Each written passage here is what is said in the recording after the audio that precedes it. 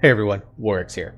So we're back with another Midnight Season 1 Mythic Plus Dungeon Guide. Today, Seat of the Triumvirate, returning to us from the Legion expansion. So this dungeon is not one that I am overly familiar with. I did not play during the Legion expansion, so I've kind of been learning this one on the fly for a little bit on beta. So some of you might have some really good information or tips and tricks. If you do, put them in the comments below. But this dungeon really doesn't see a ton of changes from what I understand. From what I understand from Legion. It's more just that it's one of the more open-ended dungeons in terms of what you can pull for trash. There's very few mobs that are required in order to activate bosses and stuff like that, which is a pattern we've seen in other dungeons and stuff like that before. So let's kind of look at the first set here, and the big ones to look at in this first section is this Merciless Subjugator. They're just big hit point sponges with a lot of stuff going on. But then these Dark Conjurers are also here, and they have really nasty cast spells going on. Not all the data for MBT is in here quite yet, so basically you want to clear out as much of this space as you can, because you're going to start off pretty early on with Zeral the Ascended. Now Zeral is a boss that I think is going to be two ways that people handle it. Either they'll make him the hero slaughter character, burn it and go, or he's going to be the a boss that you will burn hero on the trash beforehand and just face him natty. Now Zeral is not an overly complicated boss, thankfully, but let's take a look at the footage and we'll show you what I mean. Okay, so as you can see here, when we pull him on, I'm just gonna stay put right now. The first thing you're gonna notice is he does a Void Slash into a Decimate. Void Slash is just your stereotypical tank buster. It is not frontal anymore, so you can avoid that. Here is the Decimate. You just kind of take that. As you can see, he leaps to that person and then leaves behind this pool. So when you get the Decimate, you want to put this towards the edges of the arena. This Null Palm, of course, is a big giant frontal conal. Just move out of it. Very standard WoW boss fight stuff. And that's really the main mechanics of this fight, is if you get the circle, you go from there. Now these coalesced voids, you want to make sure that you are doing what you can to either CC them and get them out of the way, or what you really want to do in most cases is hard target switch onto them. Now Zeral can't get close to them, otherwise they will buff him dramatically, so you can't even do that. As you can see, he's putting out another crashing void here. Good Ring of Peace by the monk there. But I think I put the boss onto him before he died, so I think he got a little bit of pulse AoE damage out there. So this fight, you want to basically keep your Decimates, which do space denial, in as tight of an area as possible, so that you give yourself as much room to work as you can. Kill the adds when they come out, and avoid the Null Form. Zeral is a very straightforward boss. There's really only those three mechanics. The biggest thing is that if people put their Decimates in bad places, then you're going to find yourself running out of space very quickly on this fight. DPS, you're going to want to have good target switchers here. Obviously we had Fury Warrior and Windwalker Monk, which are pretty good target switchers. Go from there, and luckily we killed that void before Zeral ran right over it, otherwise that would have been bad. The knockback, you can handle it as you do almost any knockback depending on your spec and class. So yeah, Zeral, very straightforward first boss. Very, very simple, very straightforward. As long as you manage the Decimates and you kill the adds, this boss is going to fall over, no problems at all. All right, that moves us into the second section, which is the Shadow Guard Incursion area. And the big thing that you have to do is that in order to activate the second boss, which is Saperish, is that you have to go through and go in and kill 4 Rift Wardens. So there's 1, 2, 3, and then the 4th is near where the boss spawns in at. And the goal that you can have with this is try to pull some trash in and around it, so that you end up having as much to do on these Rift Wardens as possible. And obviously you just kick the Rift Warden casts when they come out. So you can path around this. You can pull different things. You can see what I'm pulling here. Like this group, you could technically pull onto the Rift Warden, but I'm already very high on my count, so not too stressed about it. And you just pull through, and you go until you find that these Umbroflin fins. You just want to make sure that you keep them as tight and controlled as possible. Subjugators are your big kick targets. The War Adepts are your big hit point targets in this. and they do some pretty big physical damage. So as a tank, you want to make sure that you always have your mitigation up and going. And then you kill your 4th Rift Warden, and that is going to bring us to Saphrish. So Saphrish is a boss that has 2 pets with him. That'll be Shadewing and Darkfang, if I recall the names correctly. The cool thing is they all share a hit point pool. So you are not going to have to like split DPS and do all sorts of wild things. You can kind of just 3-target cleave down these mobs the entire fight. So let's take a look at the footage that I have for this. Okay, so Saphrish, as you can see, we've got a lot of area to cover here, and we're going to use a decent chunk of it. So come in, first thing he's going to do is Shadow Pounce someone and then Void Bomb someone. So you want to make sure that you always have a kick onto Shadewing, because it does have a cast that if it goes off, it goes off. Now here are the Void Bombs you can see on the ground. There are these Void Orbs that are here. Now he is going to cast an ability right here called Phase Dash, which puts a circle around everybody. You want to try to get as many of these orbs as possible inside that Phase Dash, because it'll dispel them. And anyone that are left behind, generally speaking, either a tank or someone with a strong defensive is going to have to soak up the rest. Otherwise they'll explode and do a lot to kill your party. We don't want that. So that's really the biggest thing, is you just kind of handle Darkfang's Pounce, you kick the Shadewing's spell cast, which I believe is the Phase Dash, and then you just make sure that you're always getting these Void Bombs into a decent place to where you can soak as many of them as you can.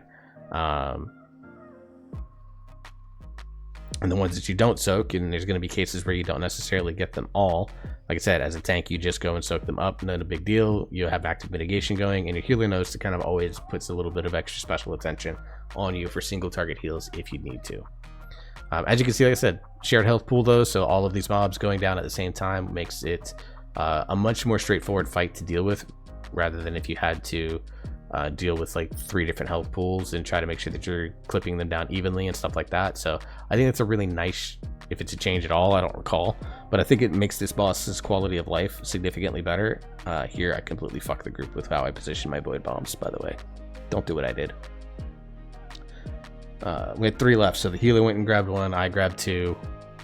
He knows who to heal on that. But that's Saphrish. It's really straightforward as long as you're managing your space, managing your Void Bombs really well, and kicking the Screech from Shadewing. This boss, again, will kind of just fall right over.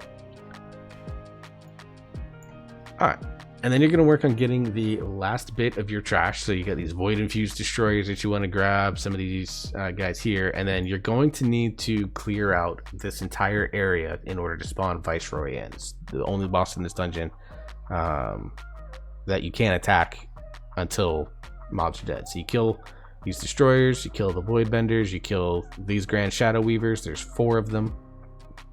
You kill all 4 of them in order to spawn in Viceroy Nazar. Now Viceroy Nazar, I think, is going to be the boss fight that will either, like, for the people that are familiar with it, they're gonna have almost no problems with it, because it is kind of so straightforward. But for the ones that aren't familiar with it, this boss does seem very weird at first until you kind of understand what's going on.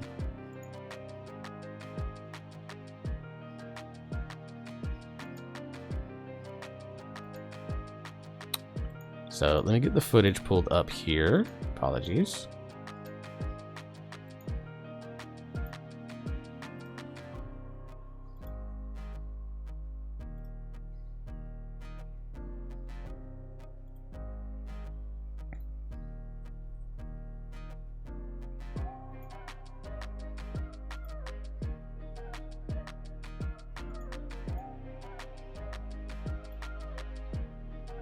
Okay, so here we go. 223 mark of my video that I had, sorry. So Viceroy Nazar, you pull him immediately, and of course he does a Mind Blast, and then Gates of the Abyss are the other big ones. So the Mind Blast is just a standard kick. Usually your tank or a melee will get it. Here are the Gates of the Abyss. As you can see, he spawns 3 of them. They put arrows out in cross patterns, and they spawn orbs that go on the patterns of what those crosses are. So this is just to be mindful of your feet, mindful of your surroundings type situation, and then you go from there. Now the other major one is this Umbral Tentacles that he's about to spawn right now. These are going to put a number of tentacles on the ground. Unfortunately, the spawn rates are a little RNG, which makes them kind of a bitch to deal with. And you want to make sure that you're killing off these tentacles, because as you can see, they target every party member and puts a beam of just channeling Mind Flay into them all the time. So trying to kill these off as best as you can are going to be good. Now he will port into the middle of the room, and as you can see, he does this knockback with this slow.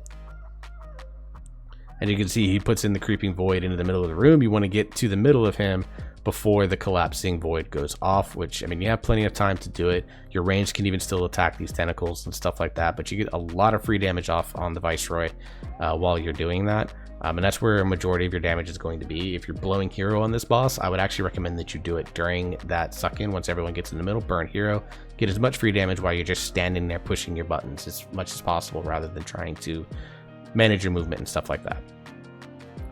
But those are the major mechanics for Viceroy. Like, you kill the tentacles when they come out, you deal with the suck when it happens, and then you just watch the orbs.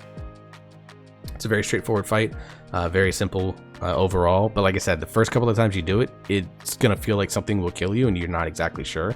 But once you learn the fight between the Mind Blast, the Mind Flays from the tentacles, and then the orbs, and then the suck from the void collapsing, then like all of that like combined can be a little bit overwhelming. But once you kind of break things down and simplify them quite a bit, this fight actually becomes way more straightforward to deal with. So but yeah, that's the footage for Viceroy Nahar. We're gonna move on. Now the thing is once you get to the last boss, you're going right into the very next boss, which is Laura. Now Laura is kind of an interesting character from a lore perspective, but from a boss perspective, I think is both interesting but also frustrating for different reasons. So let's take a look at the footage. As you can see right here, we immediately are getting into pull, and she's going to do the Dirge of Despair, which, you know, do the thing. Now this room kind of sucks because camera angles are really awful in this. She'll do the beam similar to the first boss of Dawnbreaker, but you'll notice around the room, and it's hard to see with the movement that I have, but you can see kind of on the left side of the screen here, these different instruments that are going through, and they have these discordant beams. It's going to target 2 of your DPS and a healer, or all 3 of your DPS, and you want to make sure that you go through and target the discordant instruments with that, because what will happen is that it will basically increase the damage that Laura takes. Avoid these giant swirlies. Again, if you position them well with what you have activated, what you don't activate, then you can really control how that's going so your melee doesn't lose a lot of uptime. So that's really the big ones. Dungeon bosses don't necessarily have an intense level of mechanics, or they're not overly complex mechanics. It's just that you want to make sure that you're kind of hitting all of them. Oh, these do target the tank. I forgot about that. So you want to make sure that you're just kind of knocking out as many of these discordant beams as possible, so that you can kind of help get the boss health down, but also give yourself a little bit of a buff as well. Like I said, some of the mechanics on this, again, feel a little weird, but as long as you're hitting those instruments, dodging the beams, dodging the circles, this boss does eventually die. It can take a while. Like, we should, you know, we didn't have a hero in this group. Probably this would be probably a section to burn hero on, but even without hero, I mean, you can see we were able to time this key with no issues and multiple levels of death. So right now the timer on Seat feels very forgiving. The dungeon bosses themselves aren't necessarily overly difficult. I think the thing that's going to make this dungeon have problems with keys bricking are going to be the trash pulls. I think this dungeon's trash is really gross in terms of compared to the other dungeons in this season. Like, Nexus Point has some pretty nasty trash in it. I think Seat of the Triumvirate is the next closest thing to really rough trash, and then maybe Windrunner Spire has some pretty gross trash in it as well. But this dungeon, it's gonna live and die by how efficiently you can clear the mobs, and by how much how like on count you can be, because it's very easy to go to like 120% count with some people bad positioning and butt pulling some mobs here. So Seat, I think, is going to be kind of middle of the pack in terms of its dungeon quality, I think, compared to some of the other dungeons. I'm a big fan of Mysara Caverns. I actually really like Nexus Point Zenith. Windrunner Spire, with some of the recent changes that have been made to it, I think are really good. And then you have a dungeon like Algathar, which is just so damn easy that everyone's going to like it because it's easy. I think Seat is going to fall kind of in that, like, potentially anywhere between some people's like 3rd to maybe like 6th favorite dungeon. It's just going to be one that I don't think people will talk about it much at the end of the season as being some great addition to the pool, but I don't think people are going to look at it and say, oh, that was a bad dungeon to bring back into the mix, like say Dawnbreaker Season 3 was in War Within. But let me know what you think below. Remember to like, share, and subscribe to this channel for all of these dungeon guides and my spec guides that I do as well. Remember to follow my Twitch stream, twitch.tv/warwickttv. You can follow there. I stream on Twitch. I also stream here on this YouTube channel. So any support that you can give to either stream watching experience would be fantastic. I will be streaming mostly World of Warcraft by the time these videos are released, because we'll be in the midst of the new expansion and pretty close to the new season dropping as well. And so with the new raids coming in the mix as well. So a lot going on in the WoW sphere, which means I will be streaming this game a lot. And I stream generally Tuesday through Friday. Schedule is a little bit up in the air depending on what my job situation is looking like. As I record this, I generally will stream anywhere between 4:30 and 5 p.m. Central Start Time, and I usually will go about 4 to 5 hours. So I usually end around 9:30 or 10, just because partially computer, partially right now in WoW as I record, there's not a lot going on. But once the expansion hits, I will definitely be sitting longer on like some more 5 or 6 hour streams, especially once the season kicks off with keys, because I love me some keys. But then I also will stream on some Saturdays as well, where I do like to throw some variety into the mix. Play some Star Wars: The Old Republic. I've played Marvel Rivals in the past on stream. Final Fantasy VII Rebirth will be coming down the pipeline at some point in the future. So a lot of other stuff that I like to do just to kind of give myself a little bit of a mental break from WoW, but still stream at the same time. So until the next video, hope you all stay safe. Hope you enjoy yourself. You're having fun. You keep on gaming. We'll see you next time.